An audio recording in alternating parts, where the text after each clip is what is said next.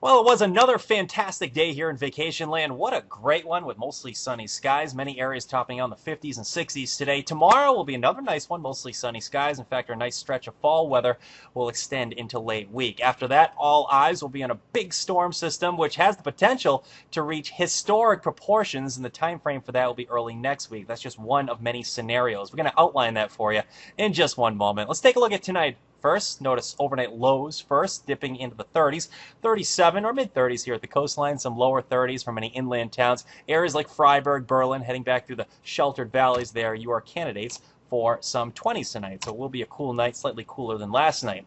We have a front draped to our south. There's been this warm front I've been advertising for the last couple of days. That warm front has become stationary. Basically, it's stalled to our south, and we're seeing a few high-thin clouds today, especially if you look over southern zones. The good news, all the shower activity you see down in here, moving through New York, down to Connecticut, even western Mass, that should stay to our south. If anything, skies will become mainly clear tonight as high pressure sort of hangs on or noses in. We're going to see clearing skies, which equals cooler temps. 7 o'clock in the morning, we're out of the gates tomorrow with temps in the 30s. Areas inland are candidates for around 30 degrees very early in the day. I expect a mostly sunny day on Wednesday. Let's take you through the afternoon. 3 o'clock, mostly sunny. Highs tomorrow should be in the mid to upper 50s. Should be a nice looking Wednesday. Note a few more clouds tomorrow night. I stopped this around 3 o'clock in the morning just to show you skies becoming at least partly cloudy during the overnight hours. A lot of these high and mid-level clouds will try to spill over, but skies should become mainly clear again. So developing sun on Thursday, that will again send temps back into the 50s to near 60 degrees. Okay, after that, all eyes will be on Tropical Storm Sandy. Let's take a look at the latest information on this storm from the National Hurricane Center. Tropical Storm Watch for Haiti has been changed to a Tropical Storm Warning. Also, a new hurricane warning has been issued for Jamaica. The storm is way down in here. It's about 270 miles to the south-southwest of Kingston, Jamaica. All right, why do we care about a storm like this? So far away, thousands of miles away. Well, it looks like the storm may play a role in our forecast being really a huge storm as it arrives close to us here in northern New England next week. Now, that is one of many scenarios. For this to happen, we need this big trough of low pressure to dig on the east coast of the United States. Again, you get that jet stream digging on the east coast. That's going to promote a storm or storm development. At the same time, you have a tropical system which will be riding north. Now, there's some forecast model guidance that takes a storm out to sea and actually gives us a nice start to next week. Well, that would be a best case scenario.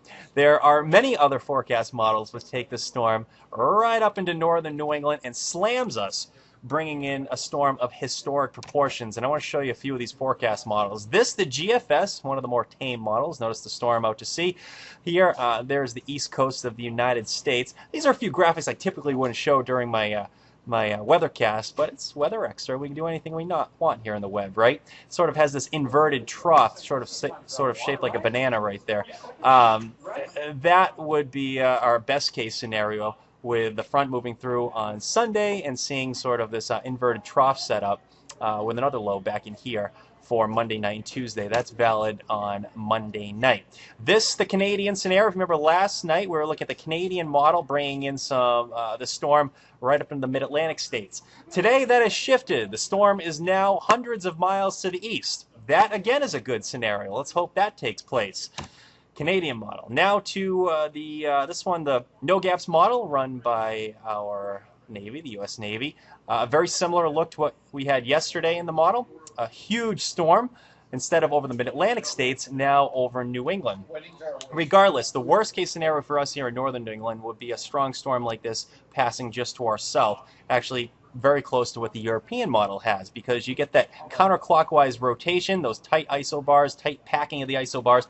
That would bring in what looks to be hurricane force winds for pretty much all of New England. This would be a horrible scenario. This would bring in a storm of historic proportions here in northern New England, and southern New England for that matter.